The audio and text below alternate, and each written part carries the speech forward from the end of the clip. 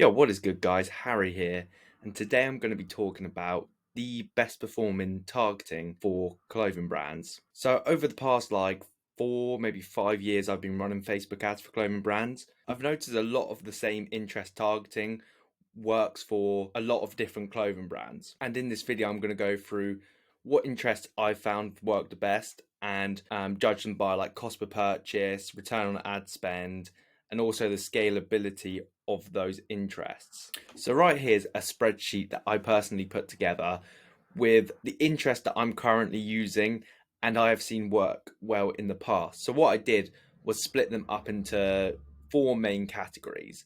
The reason why I did this is because you can add to them basically, is because let's say you type in Acne Studios, you can get suggestions off of that on Facebook and then target something like that.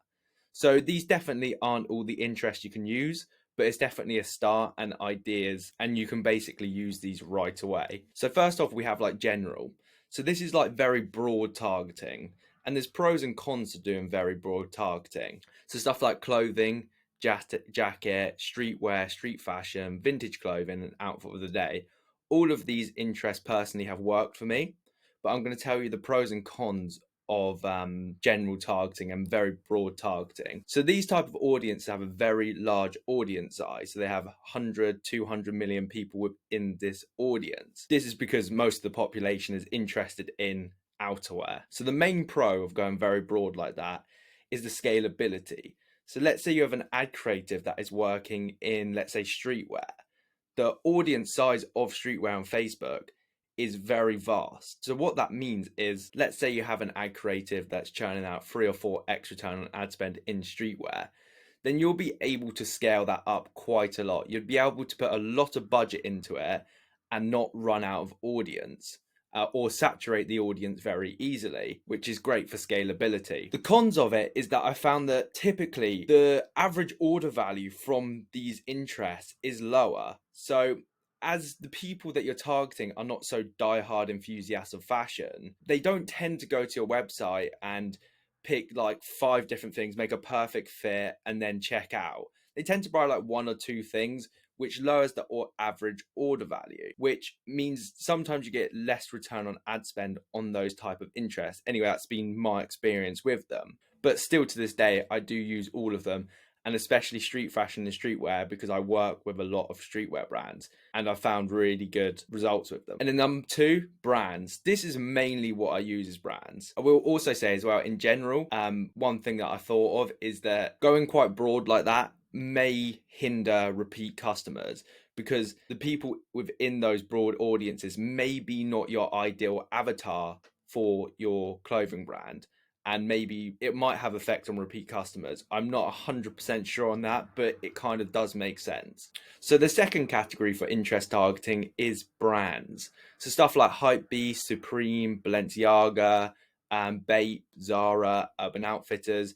And you could have a debate of this could be split up into high-end brands and high street brands, but I've had really good success with targeting higher end brands like Balenciaga and Raf Simons, especially for return on ad spend, because the people that are interested in Balenciaga and Raf Simons, generally when they're looking to buy clothes, they're used to clothes being 400, 500, 600 pounds, or people that shop at Gucci, people that are interested in Gucci, they're dropping 250 pound on a t-shirt is not unusual to them.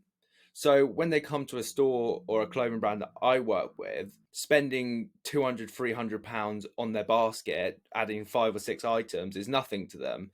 And you tend to get a better quality customer. Another thing with targeting brands is that you can position your ad creatives better.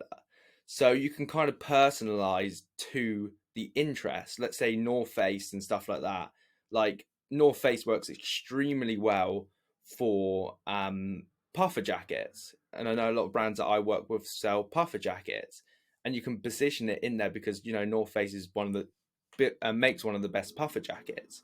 And let's say Balenciaga, you can position maybe your brand's like a high end but affordable prices, like DV or Represent. People that are interested in Balenciaga will be drawn to that, and you can kind of personalize the ad creative around that. And I think that's personally where Facebook ads are going, is that you have an interest and then you build an ad creative, a campaign around that, and it helps out a lot, I think personally, because you personalize it to that avatar. And also, if they're interested in, if your brand's similar to H&M or Urban Outfitters or Bershka or something like that, I think you'll have a higher chance of repeat purchases if you target that and get a customer through the brands. So magazines, I've had a lot of success with magazines in the past, interest targeting magazines. So stuff like GQ, XXL, Complex, because people that read magazines and stuff like that are going to be super interested in clothing, which means you'll usually get a higher conversion rate from your ads. So next comes rappers. So you can target rappers on Facebook. So you can target stuff like Kanye West, ASAP Rocky. I think personally is the best dressed rapper ever.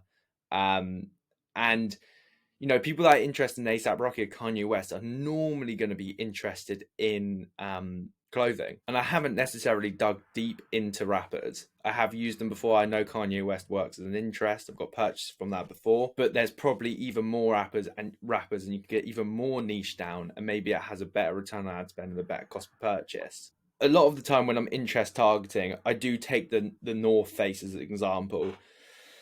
So brands that maybe you're selling cargos or whatever, brands that are the best at making cargos, you probably want to target something that is closest to kind of what they sell. Another example is a lot of brands now are selling those full zip hoodies that go over the head, like Bape did.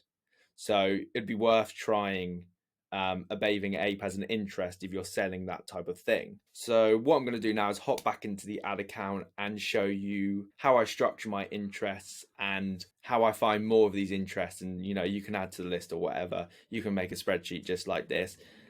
What I do is always track them. Last thing is, Hypebeast for me has worked extremely well over the years. Like Hypebeast is probably one of the best interests I've targeted over the years, and streetwear and street fashion. So let's say you're getting a lot of purchases on Hypebeast. What I would do is just duplicate it.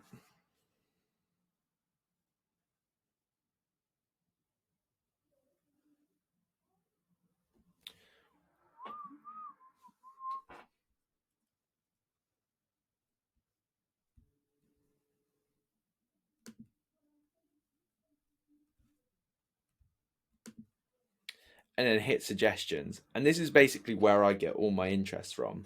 And Facebook has a hell of a lot of interests, a hell of a lot, like sneaker collecting, Nike, hip hop music. I haven't tried that one recently, but I could imagine it works well.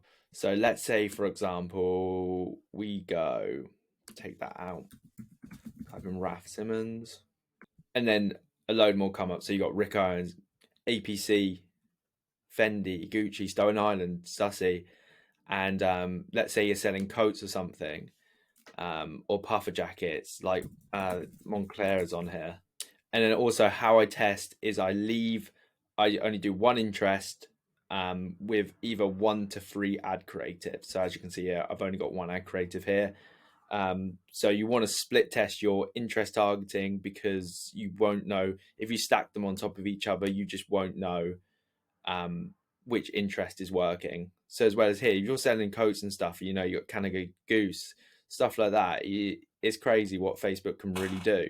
So yeah, guys, that is the end of the video. I hope it's been valuable. I kind of made this video for a reminder for myself. A lot of my YouTube stuff is just a diary for myself, so I can go back and have a look, see what was working at the time, and then use it for myself. And yeah, so I hope you enjoyed the video.